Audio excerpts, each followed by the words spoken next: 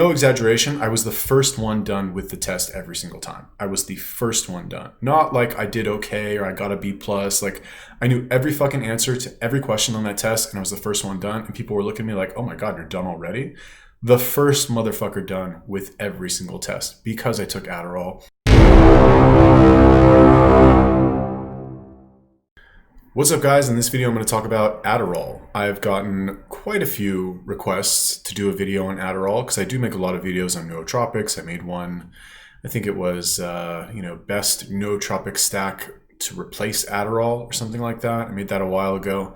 I have a theory that people who get into nootropics, what they're really looking for is some sort of drug combination that will replace the effects of Adderall. Because in my experience, and I've taken all kinds of stuff, there's nothing better than Adderall for studying. There's nothing better than Adderall for cognition or for confidence. It is like the ultimate drug that will just checks all the boxes. Unfortunately, it checks some extra boxes, which we'll get into in a second. But in terms of being useful for getting high quality work done and for learning complex tasks to a high degree of efficiency, that doesn't make sense.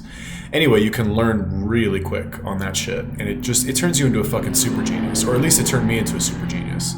And some people will say like, oh, well, that just means you have ADD. It's like, nah, buddy. Like if you have half a brain in your head and you take one of those, you are going to have like 6 brains in your head. That shit is no joke. So basically back in the day, the way that things were in high school and college is that a lot of people had prescriptions for Adderall or Dexedrine, which is dexamphetamine, I want to say. I think so.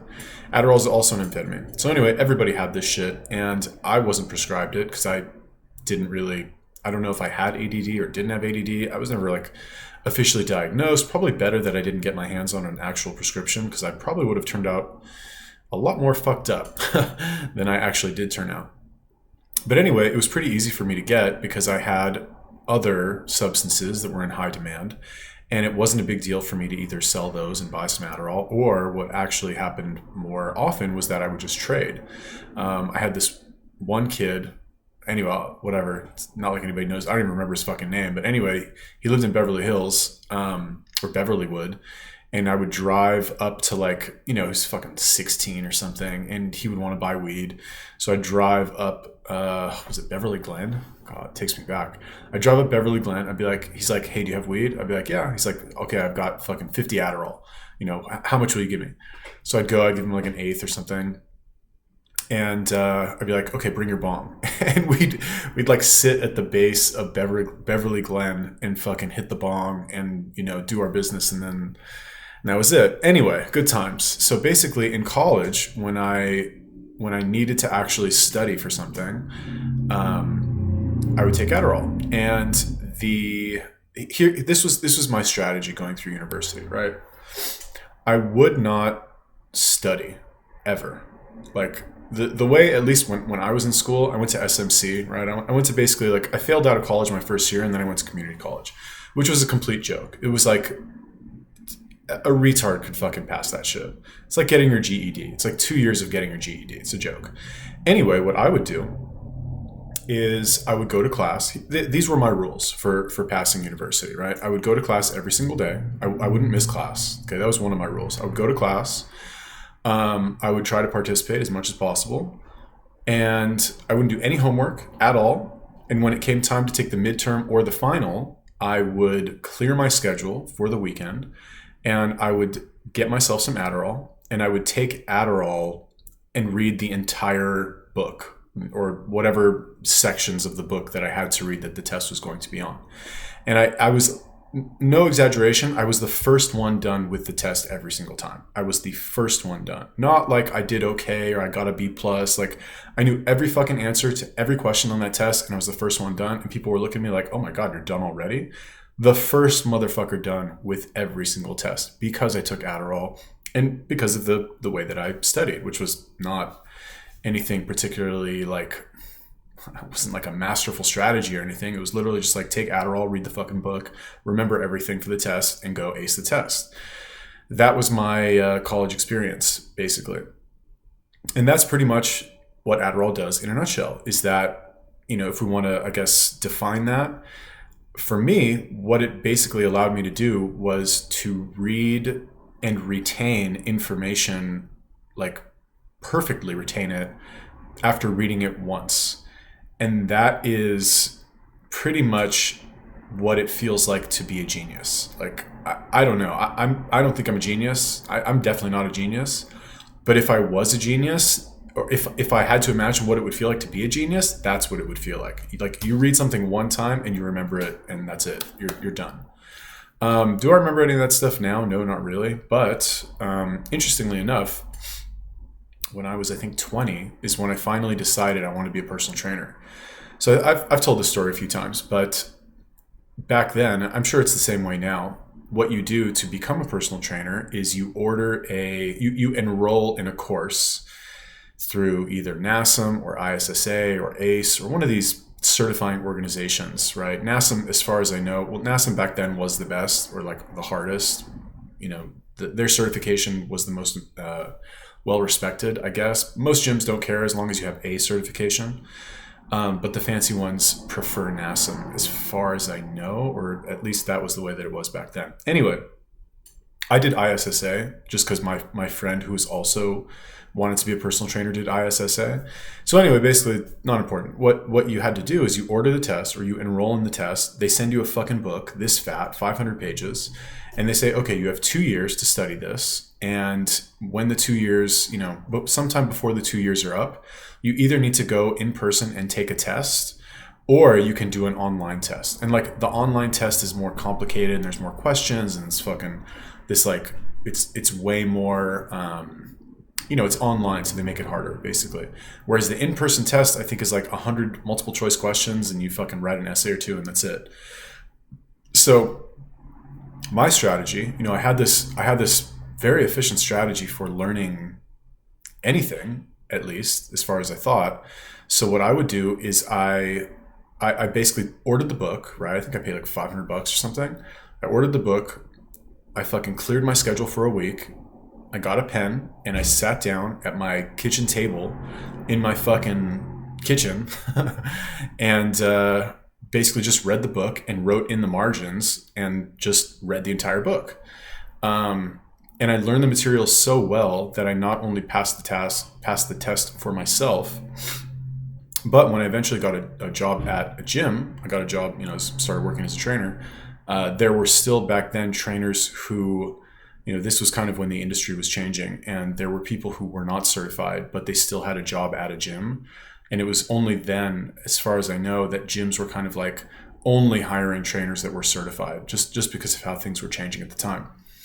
So anyway, the point is that trainers there would pay me to take the test for them online, and I would pretend to be them online. They would give me their fucking login codes, and I would answer all the multiple choice questions, and I would write the essays, and it's randomized, so I'd have to write different essays every single time. But I knew the material so well that I was able to take this test for other people and make like a couple $100 on the side. So it's very effective as a study aid. If you don't have any issues with drug abuse or addiction, it's amazing. It's great. If you can compartmentalize it and not abuse it and not treat it like a party drug. Because like what we would do back before I was, little Mr. fucking study master, is we would get a bunch of Adderall, me and my friends, and we would clear our schedule for a couple days, and we would literally take Adderall, pop all kinds of pills, fucking smoke weed nonstop, smoke cigarettes, and play video games for like 3 days and not sleep and stay up all night and do all kinds of fucking weird shit. And just like, because after a couple days of not sleeping, it's pretty weird, man. Like, I remember, let's say I'd go to my friend's house on, I don't know, Thursday or Friday or something. I'd go to his house and, we'd start off, we'd be smoking and fucking taking Adderall and playing video games. And then we'd stay up all night because you can't fucking sleep. You don't eat. And in the morning, we're still like, whatever, sun's coming up, you're like all cracked out, you're still playing video games, and you're fucking like driving around fucking 7 a.m. Like, you're so disoriented. And then later that day, I'd be sitting on the couch and I'd be like looking around, and I would be having a conversation with my friend on the couch, And then I would look over and he wouldn't be there, you know, and I'd be like, oh, I'm having a conversation with nobody. This is kind of crazy. And then other times I would be having a conversation. I would actually, my friend would actually be there, and I would imagine that somebody from school like walked through the door and I was like talking to them, and then I would realize that they weren't there. So a lot of weird stuff actually happened as a result of, you know, abusing the drug. But, and I don't recommend that, by the way. I don't. If it's one of these things where, you know, it needs to be respected, especially as an adult, because I feel like when you're young and when you're a kid, you can you can afford to get in trouble, right? You can kind of like, you can absorb a lot of the damage, whether it's damage from doing drugs or from fucking making stupid choices or wasting time. But as an adult, I feel like you have a lot less leeway to do stupid shit like that. And you need to be, it's a lot harder to be an adult, you know, it just is. You don't have, it's just harder. I'm not really sure why. That's an interesting concept. But it just feels harder. And it's not a good idea to make things even harder on yourself by not sleeping. Oh, and I didn't even, you know, mention this, that like when you do Adderall, you cannot eat. You cannot eat. Not like you don't want to eat or you don't feel like eating. Like you cannot eat. The idea of eating food and swallowing it is filthy. And at least me, I lost fucking 10 pounds every weekend that I did that shit. And I put it back on, you know, a couple days later, fine. But it was disgusting. So anyway, it's not the type of, like, here's the point. If you're going to take Adderall, regardless of whether you're an adult or a college student, whatever, if you're going to take it, you need to have a plan for what you are going to do for the next 8 hours. Okay. I used to say this about modafinil and centrophenazine, the combination of those two, because it kind of, it's similar in that you get kind of sucked into this wormhole focus where you're just like tunnel vision on this one thing and you're just fucking doing it, and nothing else exists in the world. With Adderall, that's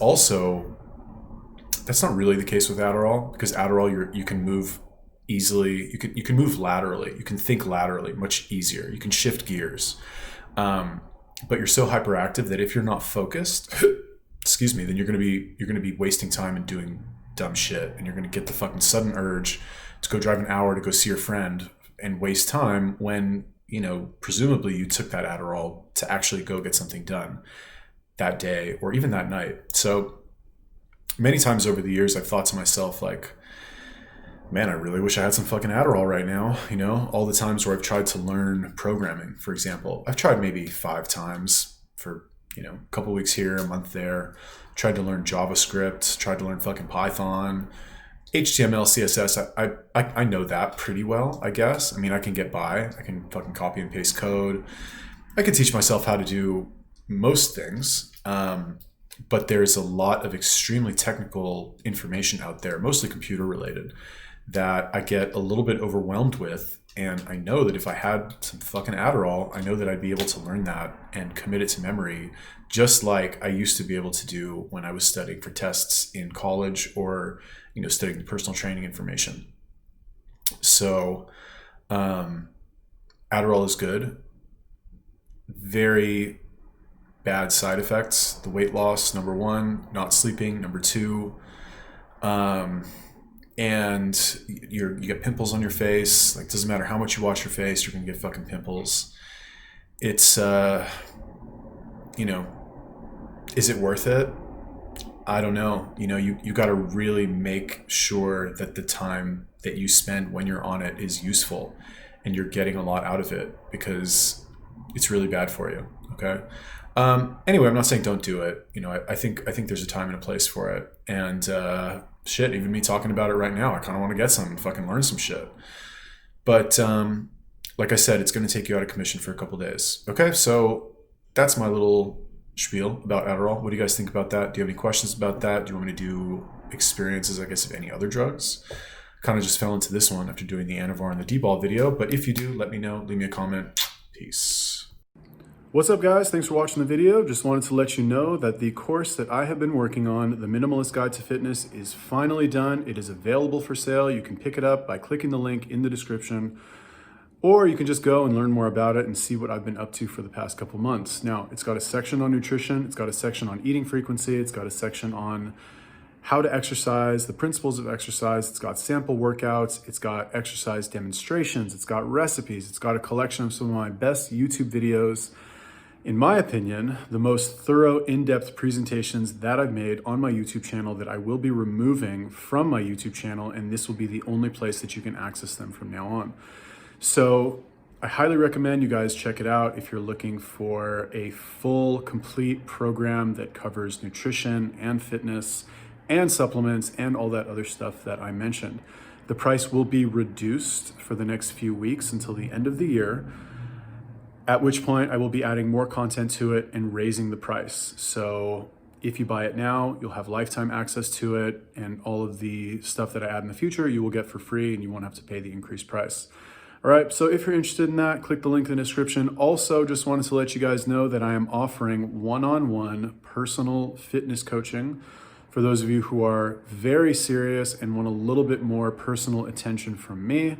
There is an application form in the description of this video as well. So if you're interested in that, go fill out that form and we'll see if we're a good fit. And yeah, we'll take it from there.